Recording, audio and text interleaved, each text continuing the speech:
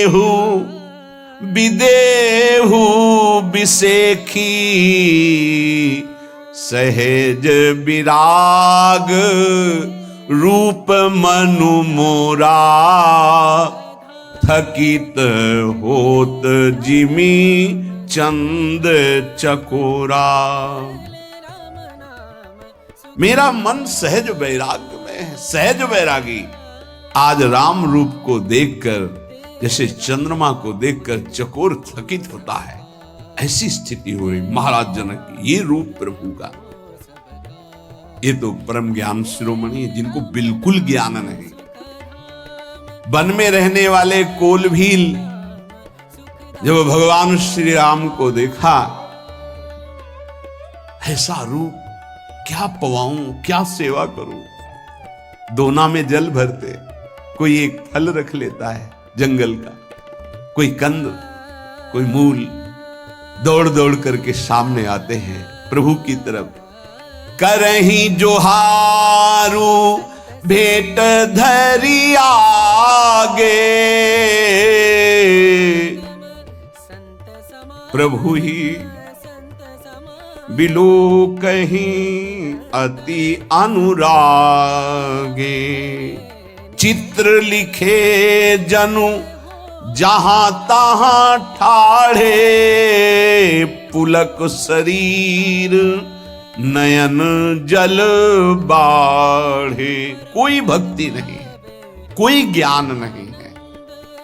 प्रभु के रूप का प्रभाव, आते हैं जोहार करते, चरणों में वंदना करते, जल फल ऐसे रख देते हैं, मानो चित्र से लिखे हुए हो, मानो चित्र में बनाए हुए खड़े हो, ऐसे भगवान की रूप माधुरी का पान कर रहे हैं। चित्र लिखे जनु जहां तहां ठाढ़े, पुलक शरीर नयन जल बाढ़। सबके नेत्रों में आंसू बह रहे हैं, शरीर में पुलकावली हो रही। ये तो भगवत कृपा पात्र हैं जो भगवान से वैर रखते हैं, उनके हृदय में रूप का कैसा प्रभाव पड़ता है। शूर्पणखा जब नाक कान छेदन हो गया, अपने भाइयों के पास गई, खरदूषण के पास, और कहा ऐसी ऐसी परिस्थिति में मुझे ये दंड दिया। उनका नाम राम है, वो बहुत गर्व कर रहे हैं, उनके पास एक सुंदरी स्त्री है, इसी कारण मेरे को नाक कान विहीन कर दिया। उनका ऐसा कौन है जो मेरे से भयभीत ना होता हो, क्योंकि एक खरदूषण रावण के समान बलशाली। रावण ने स्वयं जब सुना कि खरदूषण मारे गए तो कहता, खरदूषण मो सम बलवंता, मार सके को बिनु भगवंता। वो तो मेरे समान बलशाली, उनको भगवान के सिवा कोई मार ही नहीं सकता। ये जब गए भगवान से युद्ध करने के लिए खरदूषण, तो देखा जानकी जी को तो लक्ष्मण जी ने गुप्त स्थान पे कर दिया था, राम जी महाराज विराज।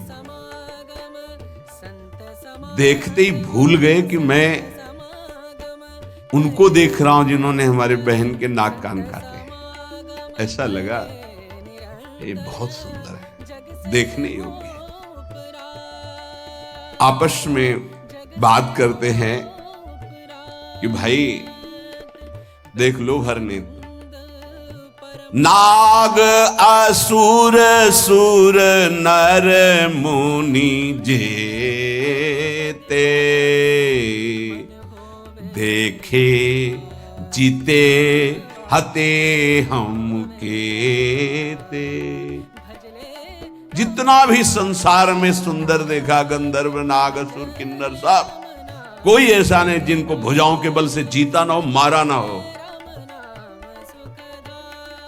इनका रूप पता नहीं क्या हो रहा है मुझे। खरदूषण कह रहे, मुझे गुस्सा ले आ रहे कि इनको मारूं। हम भरी जन्म सुनहु सब भाई,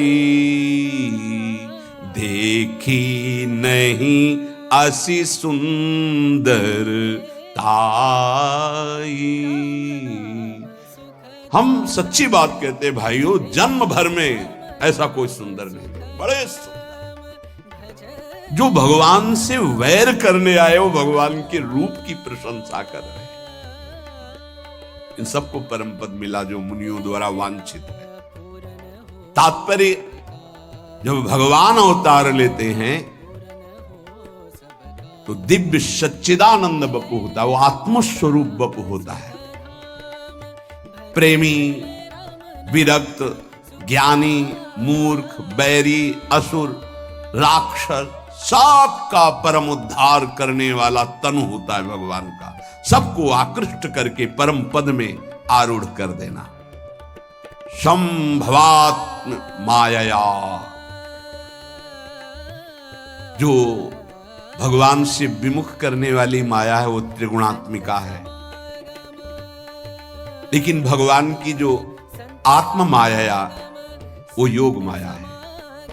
परम दिव्य सच्चिदानंदमय भगवान की सच्चिदानंदमय शक्ति है। भगवान इसी योग माया से अपनी महिमा, अपने रूप, अपने तेज को उतना जितना देख सके उतने दर्शन कराते हैं। नहीं, भगवान अनंत तेजस, कांप रहे हैं अर्जुन जब भगवान ने थोड़ा सा दिव्य दृष्टि दी, कांप रहे। इसी योग माया का आश्रय लेकर भगवान ब्रज में रासलीला प्रकाशित की। भगवान पिता रात्रि शरदोत्फुल्ल मल्लिका वीक्षरंतुम मनश्चक्रे योग माया मुपाश्रितः।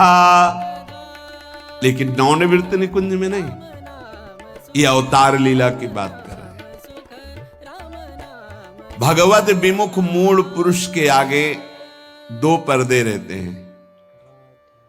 एक तो रहता है अपनी मूढ़ता का, त्रिगुणात्मिका माया का, और दूसरा भगवान की योग माया का। अपनी मूढ़ता रहने के कारण वो भगवान को भगवान मानने के लिए तैयार नहीं। एक ने प्रश्न किया, एकांतिक में भगवान का अस्तित्व क्या है? बड़ा विचित्र है।